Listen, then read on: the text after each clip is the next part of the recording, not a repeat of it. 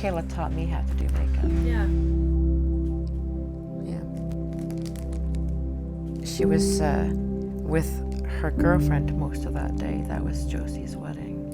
Kayla would also be like, I'm out of here. I'm done. Yeah, and the eye roll every single time. Except the problem is she sucked at it at the beginning. She would roll her eyes at me, at us, but she was an angel in public, wasn't she? Kayla was if she didn't get her way, everybody knew it, and everybody was paying for it. You were laugh to awful. your face. I laughed around behind your back. I tried. You tried, but you were bad. You were like... Because it really wasn't your kids that you were getting in trouble. It was Kayla. Let's be honest. So the last Mother's Day, Kayla's gift to me were these butterflies. So now every time I see a butterfly, I know it's Kayla coming to see me. So I have a butterfly bush outside, and I see her all the time. Yeah, she and her mama liked each other. She was a lot of fun. Fun is not even the right word to describe Kayla.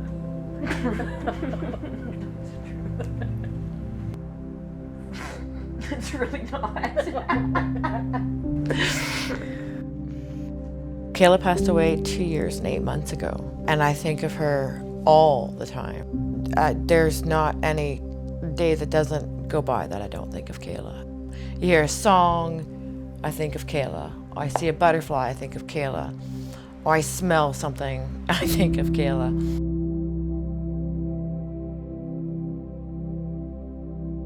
Kayla wanted her story to be told because Kayla wanted to always make a difference. Kayla always wanted to change the world, and she really believed that she could make big differences.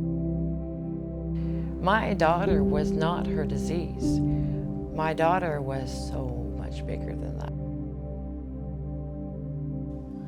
Kayla taught me that giving is always best, that you can never give too much. And she taught me that there's joy even after her death. I know that she is now free. You know, her life here was hard. I mean, addiction is such a dreadful, terrible disease. If Kayla came and were sitting in front of me right now, I would tell her that I'm very, very proud of her. I loved her times infinity and beyond.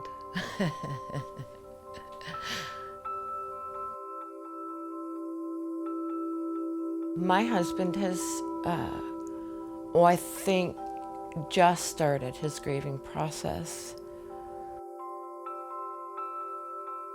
Sean can't talk about Kayla. Sean still can't talk about Kayla. One day you'll be able to, but today's not that day, and that's why he's not on camera, on film, but he'll get there. Men process grief differently. And every time his grief was too much to handle, he went out to the garage and worked on his car. It's the first car he's absolutely finished, gotten to the track. It's dedicated to Kayla. It says in memory of Ding Dong, because that's what he called her. And we did a memorial run for her last week. I put the ashes in the parachute. And it was amazing. It ran straight, it ran a 580, and the parachute went off at the 8th, and it was just brilliant, yeah. So.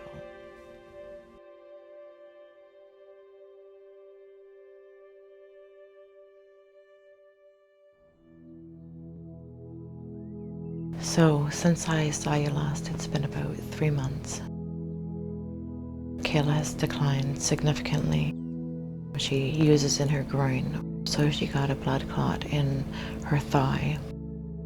She stopped communication with the family for about a month, and her foot started to go gangrenous. We were able to convince her to go to the hospital, but by then, with her heart being as bad as it was and her foot already so infected, they said there was very little they could do.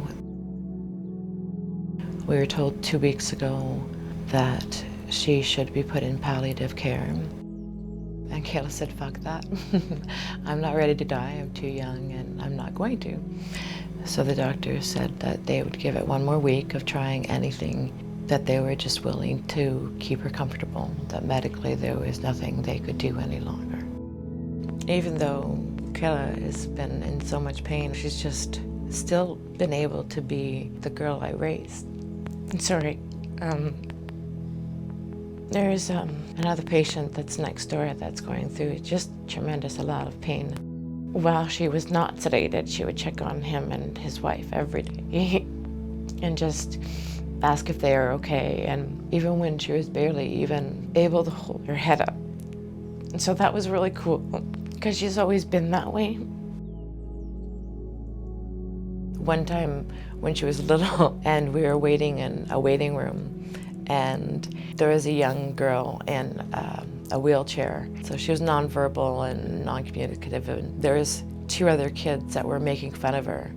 And Kayla was like, "Don't you make fun of my new friend," and went over and brought a book and started reading it to her. That's Kayla, she's the defender. She had a great laugh. She has like the best eyes. She's got fierce eyes. She tries to be sarcastic. She just never got sarcasm very well. She's been so bound and bent not to get into that bed, because it means that it's close, right? She had been sedated for, God, probably an hour already, and she just woke up for a few seconds. And I came, and we've always said, I love you more times infinity and beyond. And so I said, I love you, Kayla, and she said, I love you back, and it was so clear. Hi, sweetie. I love you, Mommy's here. You're okay. You're okay, baby, just sleep, okay? I know.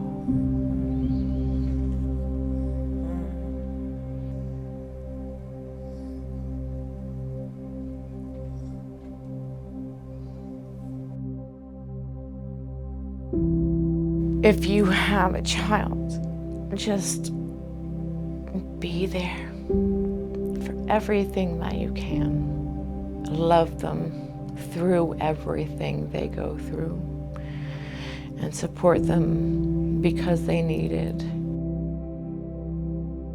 It doesn't matter if that love doesn't seem to help, and it doesn't matter if that support doesn't seem to be working, because I know her last words were, I love you. Kayla may not have gotten over her addiction, but she was always loved and she knew it. And that's more than what a lot of other people can say.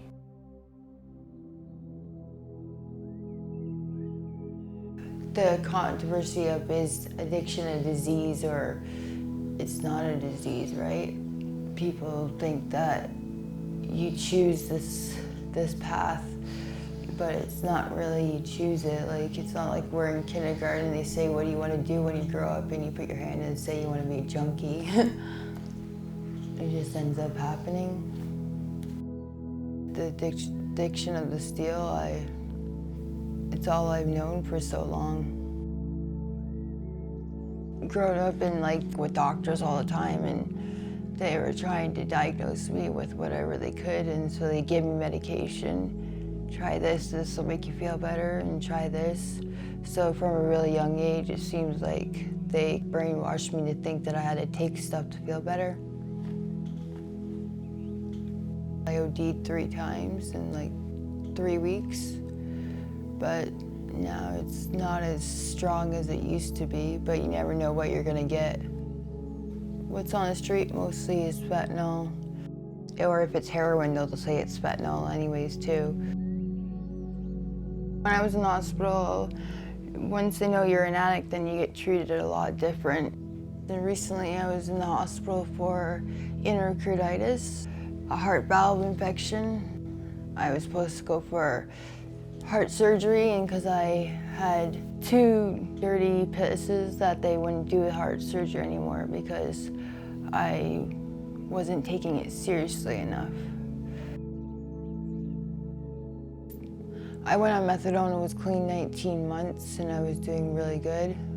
I had all my carries and everything, and then I went in for get my carries the one day, and he didn't write me the right script. And then so when I went there on Monday, I had some saved up, and then he's like, well, if you're not responsible enough to take your drink, you're not responsible enough to have it.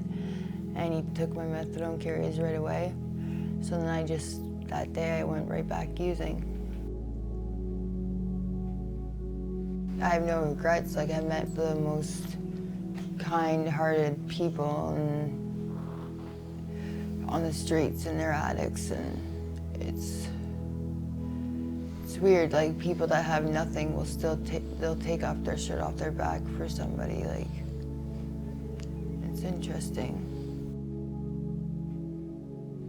You have to want to get clean. You can't get clean for somebody else. Like, you need to do it for yourself.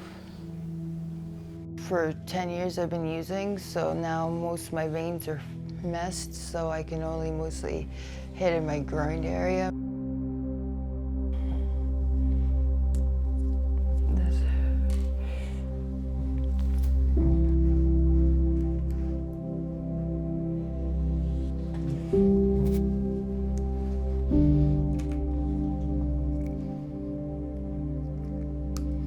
I agreed to do this interview because if I could help even just give a voice to people that never really had a voice for themselves, and if I could help save one person or help make a difference, then might as well.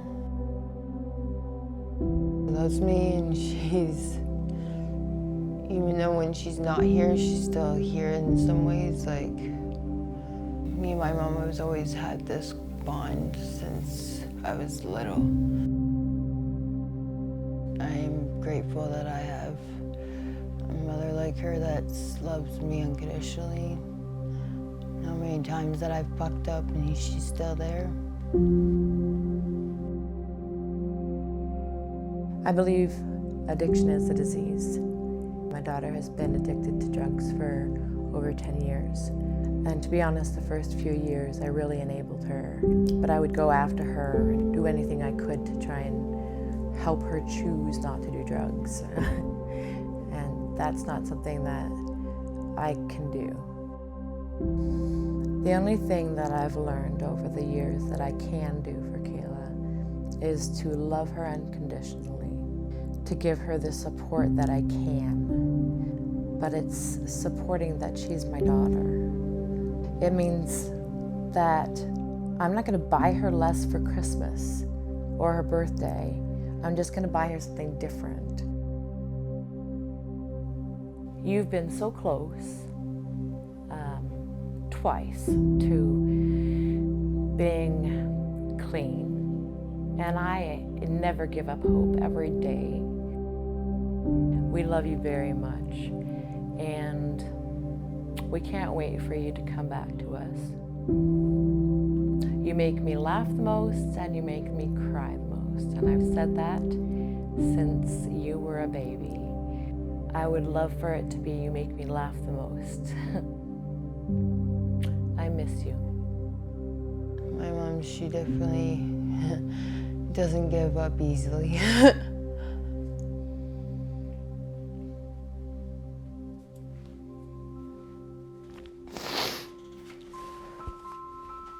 I love you.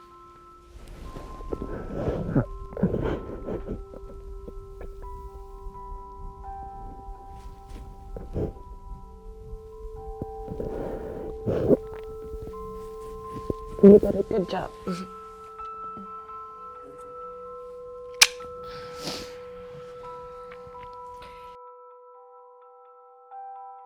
Probably Kayla's proudest moment was she got clean for quite a while, 19 months. And in that time, she got on ODSP and saved enough money to buy herself a motorcycle and learned how to ride.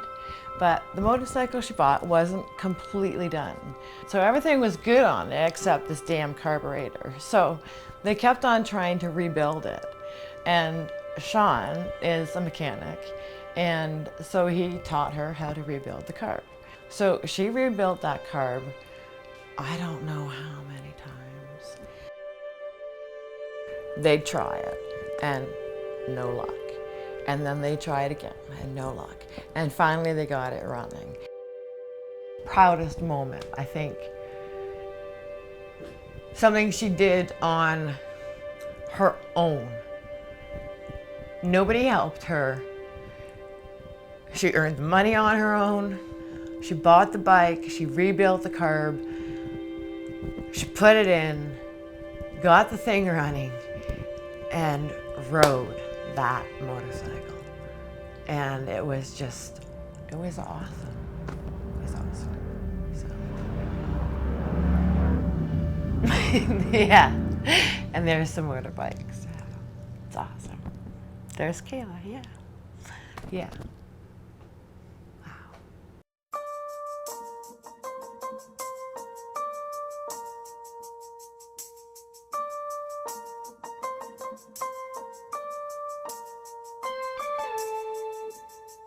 For a second there, I thought you disappeared. It rains a lot this time of year. And we both go together if one falls down. I talk out loud like you're still around.